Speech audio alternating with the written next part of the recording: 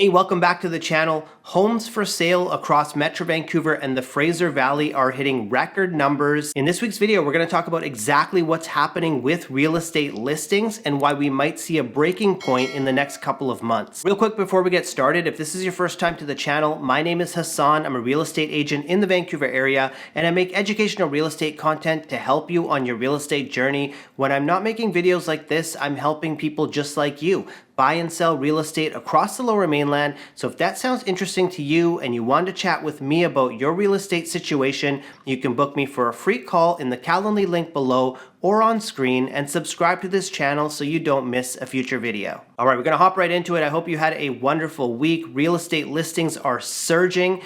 Over 16,000 total listings in Greater Vancouver at the end of last month. This is the first time we've actually hit that number since 2014, so 11 years now.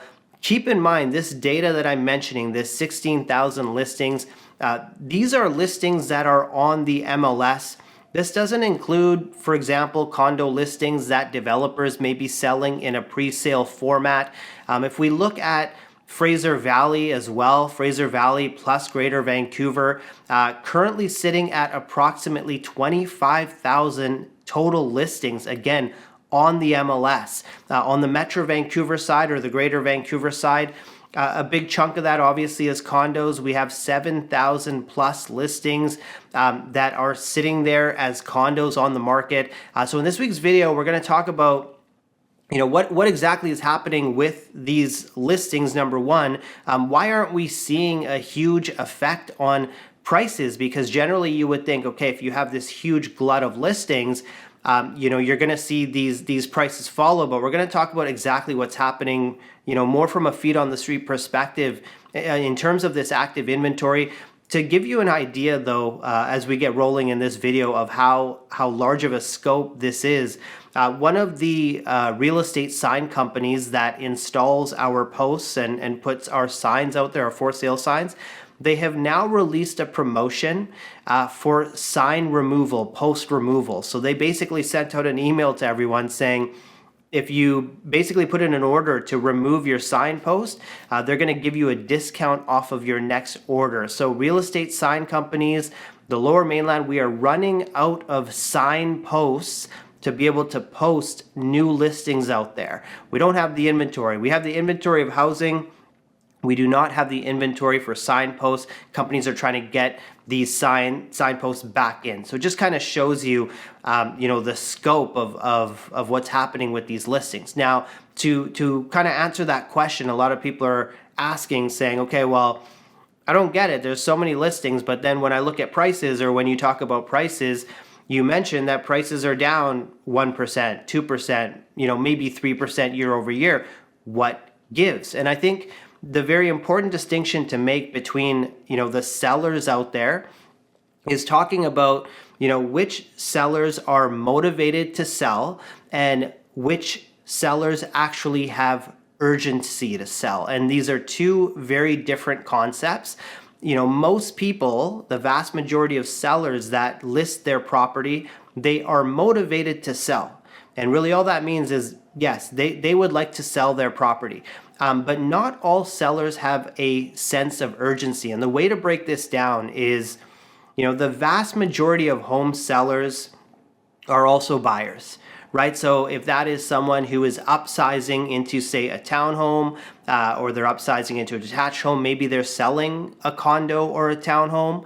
Maybe we're talking about downsizers in the market. So that's someone that owns, say, a detached home, and now they have to move into a townhome or a condo. In my world and a lot of other agents, we're seeing a lot of separations and divorces that are leading to people, again, selling a property but needing to buy something else. So basically, there's, outside of first-time buyers, everyone's kind of making a property move, right? And so, for example, if someone is upsizing their property, they have their own property sitting there on the market. They may not have found something that really checks all of their boxes.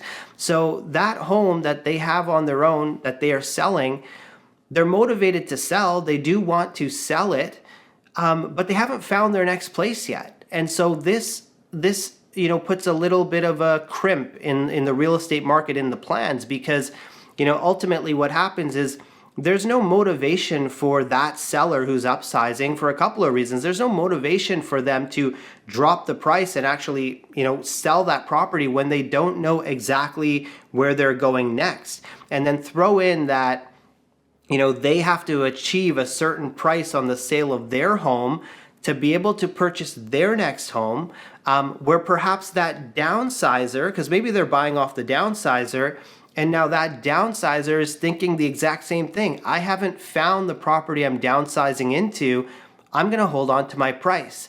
And so you hear real estate agents, we talk about stale inventory, or inventory that just sits on the market for a long period of time. Yes, those sellers do want to sell, but the urgency to actually sell those units, it doesn't quite exist until they find that perfect property. They find that next home, and then very often that can trigger some price activity, and you can actually see sales happen in the market. So basically what we're seeing kind of month over month is we're seeing more and more people wanting to make some sort of housing move, being motivated to sell, but not having the urgency to sell.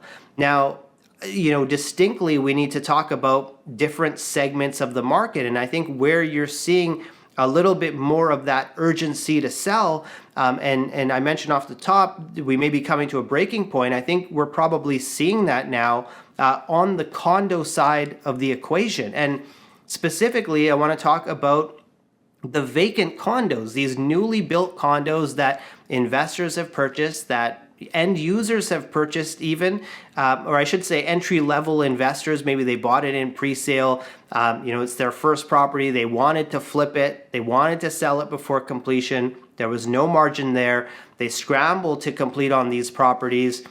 They find a way to complete on it, and sometimes they're not completing on it with an A lender that's giving them the best rates. Sometimes they're completing on it with a B lender, or worst case, a private lender that's charging exorbitant rates. So now, we're heading towards June, and June is it's a consequential month in the condo segment for condo listing inventory.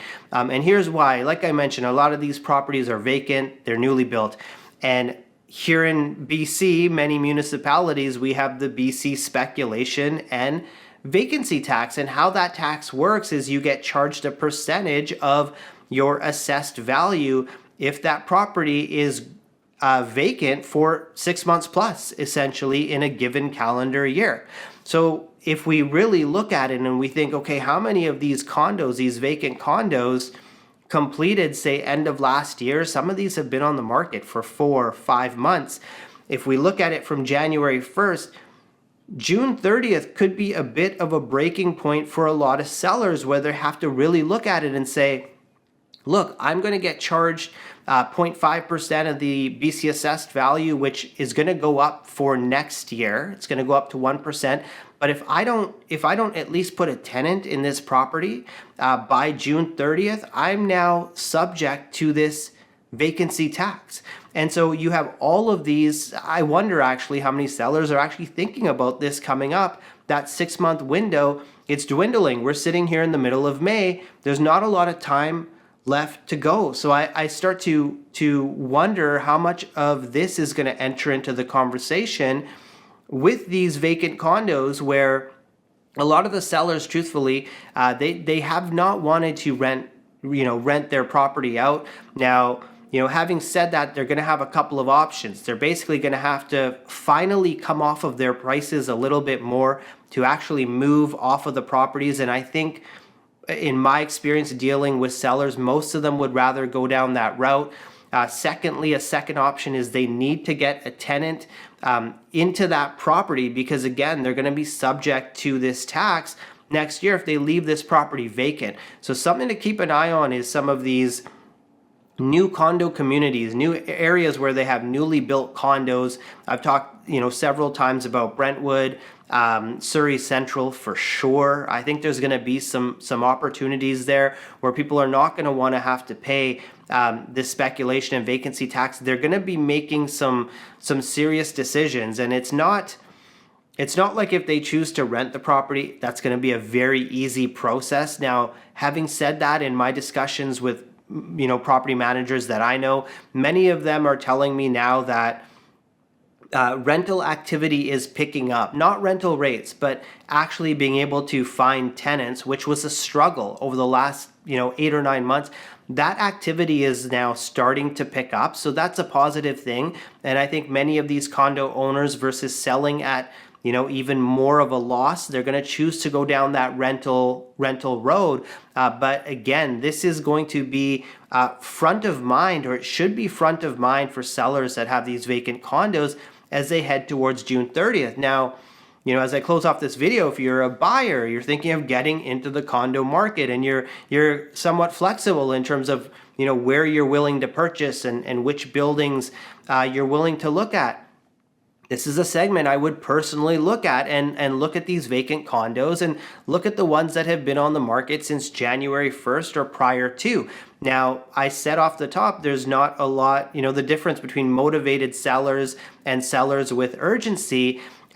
Time and extra costs and extra taxes, that can move a motivated seller into the urgent category. So I foresee that there's going to be some options there, especially if you're a first-time buyer.